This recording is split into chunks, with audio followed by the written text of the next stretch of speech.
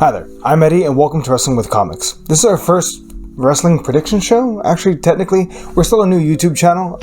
Please like and subscribe, we'd greatly appreciate it. Also, do us a favor, let us know what are your predictions down below, we'd greatly appreciate it. And let's dive right into 0 Hour.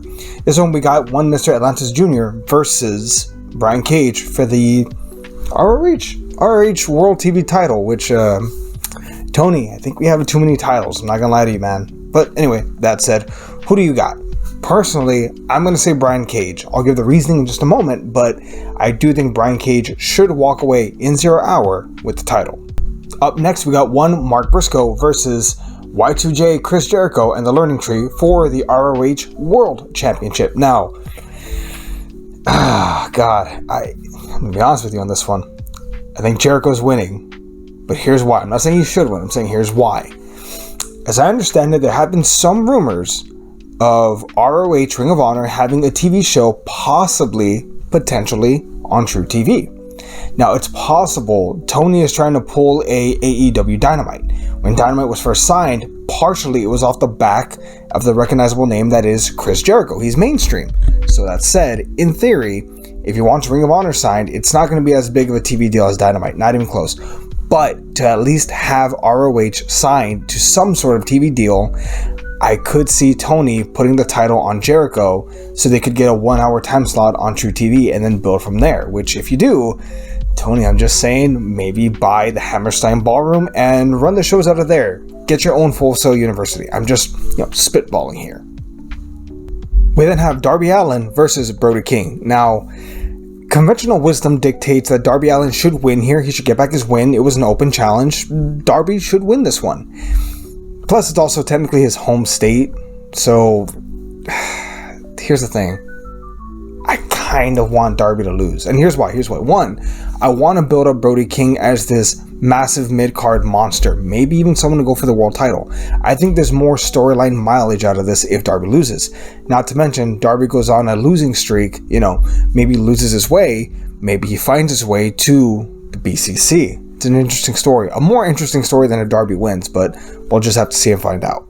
Up next, we have Jack Perry versus, and I'm going to butcher this, I apologize, Kitsuhiro Shibata? I know I'm saying the Shibata part right, I know that. For the TNT Championship. Now again, this is one of those that it feels a little too predictable that Jack Perry's going to win. The time is not right for him to lose the title. At least, not yet. Shibata, God, there could be a great spot there of him working over his head, safely, but working over his head. But I gotta believe Jack Perry's walking away with this championship. He's too over, at least currently he is. It's not time yet for him to lose the title. We then have the Young Bucks versus Private Party, which, in this particular case, the Young Bucks have the AEW World Tag Team Championships. I think that they should lose to Private Party. Reason being, over the last, 3 years, we've only ever had the Young Bucks, FTR, and there's a third team in this, Lucha Bros, kind of involved in the whole tag wrestling scene. It doesn't feel full. It used to be stacked, but it doesn't feel that way anymore. And I think it would go a long way, give the titles to Private Party and let them build from there. Let Private Party maybe feud with the Outrunners, start building up the tag division again. Let's get some new blood in this, while the Young Bucks, Jack Perry and Kazuchika Okada, the Elite, maybe they feud with the BCC. Maybe they battle a returning Shane McMahon. We'll have to see. Ooh, the Hurt Syndicate. That could be a good one. We'll talk more about that later. Now, we have Maria May versus Willow Nightingale for the AEW Women's World Championship. And again, this is one of those situations kind of like Jack Perry, where I feel like it's definitely too early to take the title off Mariah May and give it to Willow Nightingale. As great as she has been, it's not time yet. She needs a longer run. She needs to be more established so she can feel like a top tier star. Much like in the same way Toni Storm is over. She doesn't need the title. Britt Baker is sort of still over. She doesn't need the championship. I believe Mariah May can get there. It's just give her a longer run with the championship, in my opinion. Hangman Adam Page versus Jay White. Personally, I think Jay White should win, and here's why. Have Adam Page continue to go down the dark rabbit hole. Now I understand, he might just run over Jay White. I can see the argument for it, but this is one of those ones where I feel like it's more interesting if he loses. On the other side, Jay White needs to kind of, be rebuilt after a very underwhelming 2022. I just think it's the right call right now. Up next, we have MXM Collection versus The Acclaimed, which Yeah, the Acclaimed need to win this one. It can be a good showcase match, but the Acclaimed definitely need to win this. Need to start rebuilding. Again, rebuild this tag division. It feels, without the Young Bucks, the Lucha Bros, and FTR, it feels a little hollow. Give them some time with that. Especially given how great Anthony Bowens and Max Caster really are. We then have Hologram versus the Beast Mortos in a best 2 out of 3 falls match. Now, I know Hologram has been on a bit of a streak. I know Tony Khan is a big fan of his gimmick. Here's the thing. Have the Beast murder Hologram in 2 falls. Don't go to the third, because we as wrestling fans, let's start with that part. We as wrestling fans are conditioned in a 2 out of 3 falls match. Oh, the first 2 falls don't matter. It's the third fall where everything really counts. So imagine the swerve when the Beast wins in only 2. In addition to that, I think we need to build up the Beast. We need to build up LFI. We need to build up this whole massive faction, rebuilding it from the ground up. Roosh is too good on the mic to be not featured on the show. Look at his work with MJF. It was short-lived, but it was good. We need to continue to build off of that. We need to build the Beast. We need to build this faction overall. Also, Jake the Snake Robert as their mouthpiece. Awesome. Great. Legit.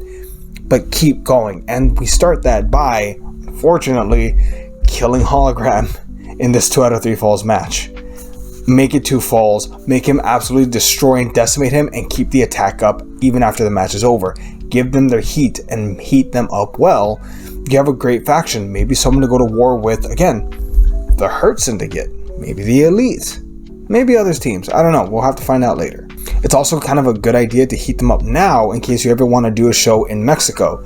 They also have a place in Mexico called Arena Mexico that is the only arena, as far as I'm aware, in the world that was made for a wrestling ring. It's actually built for professional wrestling. To get there, maybe build up this faction. I'm just saying. And finally, our main event of the evening. We have one Bryan Danielson versus one Jon Moxley. This match is easily the biggest toss-up. And here's the thing. I don't think anyone's really ready for Bryan's run to end yet. It's not. This is only going to be, I think, his second or third title defense. Technically, he had one against Okada, but we're not ready for it to be done. I don't think he should lose. I think he should win this one, but I could be wrong. This particular match, it's just that there's an argument going both ways. Rumor has it that Bryan needs to have neck surgery before the end of the year, but here's the thing. I wouldn't be surprised if he was working us. And the reason being is because he has faked seizures in the ring before. I would not put it past Bryan to overplay and talk about his impending retirement due to neck issues. I wouldn't put it past him to overplay that to make every match more dramatic. It's kind of like Shawn Michaels and his broken, surgically repaired back. After he came back, every match was about his lower back. Can his back hold up? That's part of his magic of storytelling. Bryan, in the same way, works his neck, works his arms, makes us think, oh no, he's injured all the time, including his match with Will Ospreay at Dynasty. I thought he was injured. I bought into it. So that said, I wouldn't be surprised if that part to work. But on the other side of the coin, from a storytelling perspective, Moxley winning the championship, it makes sense. It makes sense that the leader of the BCC takes the title. We probably get a rating spike from it, and he leads us into the future. Maybe even from interference with one Shane McMahon. We don't know. There's apparently a civil war brewing within AEW. I'm curious to see what's going to happen from that. I'm curious if Moxley has the whole concept of the idea of, I left WWE. I'm not leaving this place. I will make it better. It's interesting. There's also something to be said about what if Moxley wins so he could put Bryan out of his misery. I don't know. There's a lot of story here, but I'm going to go with Bryan. I hope I'm right. We're going to find out. What do you think? What do you think about this storyline? What do you think of the whole story as a whole, as far as like AEW Civil War? We did a video about it. Maybe go check that out. Again, we're a new channel. We'd greatly appreciate it. And we'll catch you all next time. We'll see everybody.